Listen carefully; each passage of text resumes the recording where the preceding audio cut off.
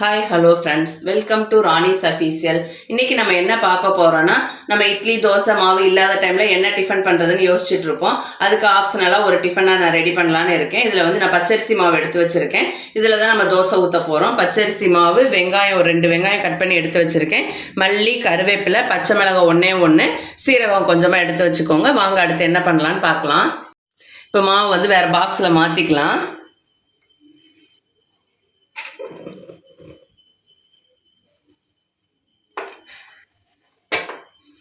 இதில் வெங்காயம் கட் பண்ணி போட்டு வச்சுக்கலாம்.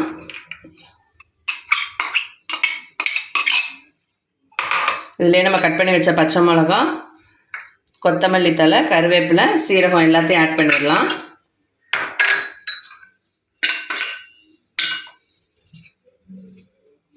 அவ்வளோதான். இப்போ இதை நல்லா மிக்ஸ் பண்ணிக்கலாம் ஒன்று போல்.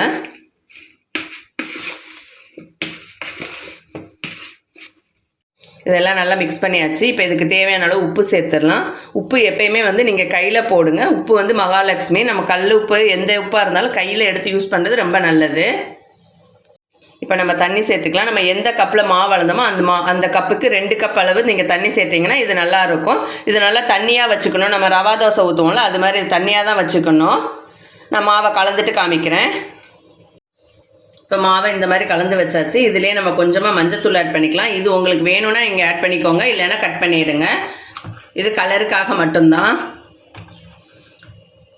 மாவு இந்த அளவுக்கு தண்ணியாக இருக்கணும். இந்த அளவுக்கு தண்ணியாக இருந்தால் தான் நம்ம ஊற்றும் போது தோசை நல்லா முறுமுறுன்னு வரும். அவ்வளோதான். இது மாவு கொஞ்சம் நேரம் ஊறட்டும், ஒரு 10 நிமிஷம். அதுக்குள்ளே இதுக்கு தேவையான ஒரு கார சட்னி நம்ம ரெடி பண்ணிடலாம். நம்ம அந்த தோசைக்கு தேவையான கார சட்னிக்கு தேவையான பொருட்கள்லாம் நான் இங்கே எடுத்துகிட்டு வந்திருக்கேன். வாங்க என்னென்னு நான் சொல்கிறேன். வெங்காயம், ஒரே ஒரு பச்சை மிளகாய், இஞ்சி கொஞ்சம், கடலைப்பருப்பு, உளுத்தம்பருப்பு, சீரகம், 8 காஞ்ச மிளகாய் எடுத்து வச்சுருக்கேன். கொஞ்சமாக புளி எடுத்து வச்சுருக்கேன். தக்காளி ஒரு 3 தக்காளி கட் பண்ணி எடுத்து வச்சுருக்கேன். இதில் அளவுகள்லாம் வந்து நீங்கள் கூட்டி குறைச்சி எடுத்துக்கோங்க, உங்கள் குடும்பத்துக்கு தேவையான அளவு. இப்போ ஸ்டவ் ஆன் பண்ணி கடாயை வச்சுருக்கேன். இதில் எண்ணெய் சேர்த்து கடலைப்பருப்பு, உளுத்தம்பருப்பு இது எல்லாத்தையுமே இதில் நம்ம ஆட் பண்ணிக்கலாம்.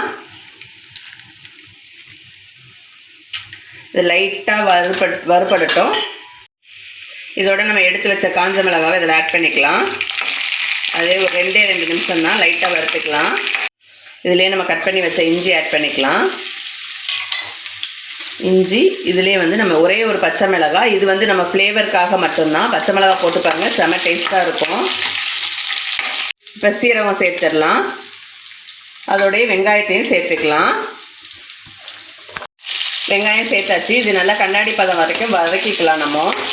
இப்போ வெங்காயம் கண்ணாடி பதம் வர வரைக்கும் வதங்கிருச்சு. இதில் நம்ம வந்து எடுத்து வச்ச தக்காளியை வந்து இதில் ஆட் பண்ணிக்கலாம். இதிலே நம்ம கொஞ்சமாக புளி எடுத்து வச்சுருக்கோம், அதையும் ஆட் பண்ணிக்கலாம். இது தக்காளி கொஞ்சம் வதங்கணும். கொஞ்சம் வதங்கின உடனே இதில் வந்து நம்ம 1 டீஸ்பூன் அளவுக்கு பெருங்காயத்தூள் ஆட் பண்ணிக்கலாம். அது நல்லா வாசனையாகவும் இருக்கும், நல்லாவும் இருக்கும். தக்காளி நல்லா வதங்கணும். நான் வதக்கிட்டு காமிக்கிறேன் உங்களுக்கு.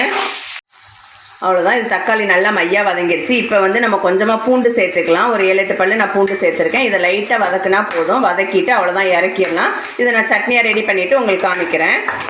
அவ்வளோதான், சட்னி அரைச்சி எடுத்துகிட்டு வந்தாச்சு. இந்த மாதிரி குறைப்பாக அரைச்சி எடுத்துக்கோங்க. இதுக்கு ஒரு சின்ன தாளிப்பு ரெடி பண்ணிடலாம். இப்போ ஸ்டவ் ஆன் பண்ணி எண்ணெய் சேர்த்துருக்கேன் கடாயில். இதில் கடுகு போட்டு கடுகு வெடிச்சிருச்சு. அவ்வளோதான், ஸ்டவ் ஆஃப் பண்ணிடலாம். ஆஃப் பண்ணிவிட்டு சும்மா 2-3 கருவேப்பிலை மட்டும் ஆட் பண்ணிக்கோங்க. அவ்வளோதான். இந்த தாளிப்பை எடுத்து நம்ம சட்னியில் கொட்டிக்க வேண்டியதுதான். அவ்வளோதான், தாளிப்பு கலந்தாச்சு.